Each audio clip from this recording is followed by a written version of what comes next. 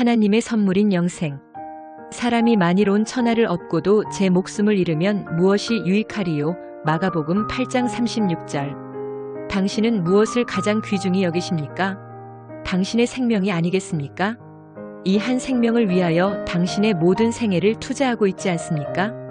사람들은 이 한 생명을 행복하고도 가치 있게 살기 위해 학교에 다니고 직장도 가지며 결혼을 하고 가정을 가지며 집도 사고 자녀를 교육시키며 사회적 지위를 굳혀가며 수고하고 지내다가 결국은 죽습니다. 이것이 인생의 전부입니까? 사람들은 돈, 명예, 학문, 쾌락 등을 통하여 행복하고 의미 있는 생활을 누리고자 합니다. 그러나 이 모든 것을 가진 사람들도 여전히 공허하며 만족하지 못하는 것을 봅니다. 왜 그럴까요? 하나님은 본래 교제를 나누기 위하여 자기의 형상대로 인간을 창조하셨습니다. 인간은 본래 하나님과 교제하며 풍성한 삶을 누릴 수 있었습니다.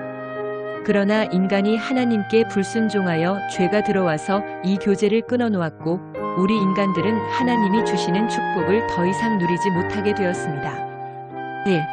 당신의 상태. 하나님은 우리 인간의 상태를 다음과 같이 보여주십니다. 1. 당신은 죄인입니다. 모든 사람이 죄를 범하였음에 하나님의 영광에 이르지 못하더니 로마서 3장 23절. 당신도 죄를 범한 죄인이란 사실입니다. 이 죄는 당신의 마음으로부터 나와서 당신과 다른 사람들을 더럽히며 불행하게 합니다. 2. 당신은 심판을 받게 됩니다. 하나님은 공의로우심으로 당신의 죄를 묵과하실 수 없기 때문입니다. 한 번 죽는 것은 사람에게 정하신 것이요 그 후에는 심판이 있으리니 히브리서 9장 27절. 3. 형벌은 사망 곧 지옥입니다. 그러나 두려워하는 자들과 믿지 아니하는 자들과 흉악한 자들과 살인자들과 행음자들과 술객들과 우상 숭배자들과 모든 거짓말하는 자들은 불과 유황으로 타는 못에 참여하리니 이것이 둘째 사망이라. 요한계시록 21장 8절. A. 인간의 힘으로 구원받지 못함. 이 문제를 해결하기 위하여 인간들은 선행의 공로를 쌓고 도덕적으로 깨끗한 삶을 살며 교육이나 철학을 통해서 또는 종교를 가지고 종교의식을 충실히 행함으로 이 죄 문제를 해결하고 하나님께 나아가려고 합니다. 열심히 수고를 하지만 인간의 힘으로는 하나님의 의의 수준에 도저히 이를 수 없습니다. 이와 같은 것들로서는 불가능합니다. 너희가 그 은혜를 인하여 믿음으로 말미암아 구원을 얻었나니 이것이 너희에게서 난 것이 아니요 하나님의 선물이라. 행위에서 난 것이 아니니 이는 누구든지 자랑치 못하게 함이니라. 에베소서 2장 8, 9절. 이 세상이 자기 지혜로 하나님을 알지 못하는 고로. 고린도전서 1장 21절. 어떤 길은 사람의 보기에 바르나 필경은 사망의 길이니라. 잠언 14장 12절. 인간의 힘으로는 구원받을 수 없으나 해결할 수 있는 한 길이 있습니다. 3. 하나님께서 당신을 위해 해주신 일. 여기에 당신을 위한 하나님의 해결책이 있습니다. 하나님께서는 우리를 구원하시기 위해 그 아들 예수 그리스도를 이 세상에 보내신 것입니다. 우리가 아직 죄인 되었을 때에 그리스도께서 우리를 위하여 죽으심으로 하나님께서 우리에게 대한 자기의 사랑을 확증하셨느니라. 로마서 5장 8절. 예수님께서는 죄가 없는 분이셨지만 우리 죄에 대한 형벌을 대신 받으시기 위해 십자가에 달려 죽으셨습니다. 이로써 하나님께서 요구하시는 공의가 만족되었습니다. 또한 하나님께서는 그를 죽은 자 가운데서 사흘 만에 다시 살리셨습니다. 내가 받은 것을 먼저 너희에게 전하였노니 이는 성경대로 그리스도께서 우리 죄를 위하여 죽으시고 장사 지낸 바 되었다가 성경대로 사흘 만에 다시 살아나사. 고린도전서 15장 3, 4절. 그래서 예수님은 하나님으로부터 분리되었던 우리가 하나님께로 갈 수 있는 유일한 다리가 되어주셨습니다. 내가 곧 길이요 진리요 생명이니 나로 말미암지 않고는 아버지께로 올 자가 없느니라. 요한복음 14장 6절. 4. 어떻게 당신이 영생을 얻을 수 있는가? 다리는 놓여졌고 하나님의 약속은 주어졌습니다. 그러나 당신이 그 다리를 건너가지 않는 한 결코 영생을 얻을 수 없습니다. 하나님은 당신이 어떻게 그 다리를 건너갈 수 있는가를 말씀하십니다. 내가 진실로 진실로 너희에게 이르노니 내 말을 듣고 또 나 보내신 이를 믿는 자는 영생을 얻었고 심판에 이르지 아니하나니 사망에서 생명으로 옮겼느니라. 요한복음 5장 24절. 당신은 예수님께서 하나님의 아들로서 죄를 지어 형벌을 받을 수밖에 없는 우리를 대신하여 죽으셨고 죽음을 이기시고 살아나셔서 하나님께로 갈 수 있게 해주시는 유일한 구세주라는 것을 읽으셨습니다.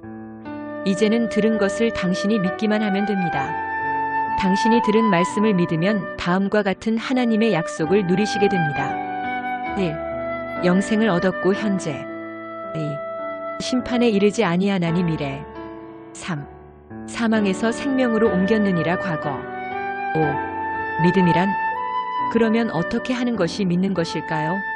믿는다는 것은 하나님이 선물로 주시는 영생을 얻기 위해 예수 그리스도를 진심으로 의지하고 당신의 마음과 삶에 모셔드리는 것을 의미합니다. 영접하는 자 곧 그 이름을 믿는 자들에게는 하나님의 자녀가 되는 권세를 주셨으니 요한복음 1장 12절. 볼지어다 내가 문 밖에 서서 두드리노니 누구든지 내 음성을 듣고 문을 열면 내가 그에게로 들어가 그로 더불어 먹고 그는 나로 더불어 먹으리라. 요한계시록 3장 20절. 하나님께서 당신에게 약속하셨습니다. 당신은 지금 마음의 문을 열고 예수 그리스도를 모셔 들릴 수 있습니다. 당신은 예수 그리스도를 믿기 원하십니까? 그러면 이제 즉시 하나님께 다음과 같이 기도하십시오. 하나님, 저는 죄인임을 시인합니다. 그리고 예수님께서 저를 사랑하셔서 저의 죄를 대신 지고 십자가에 못 박혀 죽으시고 부활하신 사실을 믿고 감사드립니다. 이제 예수님을 저의 구주로 믿고 제 마음에 모셔드립니다. 제 마음에 들어오셔서 제 삶을 다스려 주옵소서. 예수님의 이름으로 기도합니다. 아멘. 6. 당신은 선택해야 합니다. 당신은 이제 어느 쪽에서 영혼을 보낼 것인가를 스스로 결정해야 합니다.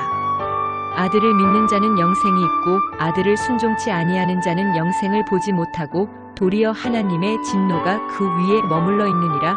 요한복음 3장 36절. 당신은 죄짐을 지고서 절망 가운데 고통을 받으며 살다가 심판과 멸망을 받겠습니까? 아니면 하나님의 용서와 평안과 영생을 누리시겠습니까? 믿지 않는 자들에게 하나님은 경고하십니다. 혹 내가 하나님의 인자하심이 너를 인도하여 회개케 하심을 알지 못하여 그의 인자하심과 용납하심과 길이 참으심의 풍성함을 멸시하느뇨. 다만 내 고집과 회개치 아니한 마음을 따라 진노의 날 곧 하나님의 의로우신 판단이 나타나는 그날에 임할 진노를 내게 싸는도다. 로마서 2장 4, 5절. 어느 쪽을 택하시겠습니까? 선택권은 당신에게 있습니다. 당신은 진심으로 예수 그리스도께서 당신의 마음에 들어와 달라고 기도하였습니까? 그렇다면 그분은 지금 어디에 계십니까? 그러면 당신은 무엇을 소유하게 되었습니까? 또 증거는 이것이니 하나님이 우리에게 영생을 주신 것과 이 생명이 그의 아들 안에 있는 그것이니라. 내가 하나님의 아들의 이름을 믿는 너희에게 이것을 쓰는 것은 너희로 하여금 너희에게 영생이 있음을 알게 하려 함이라. 요한일서 5장 11절에서 13절.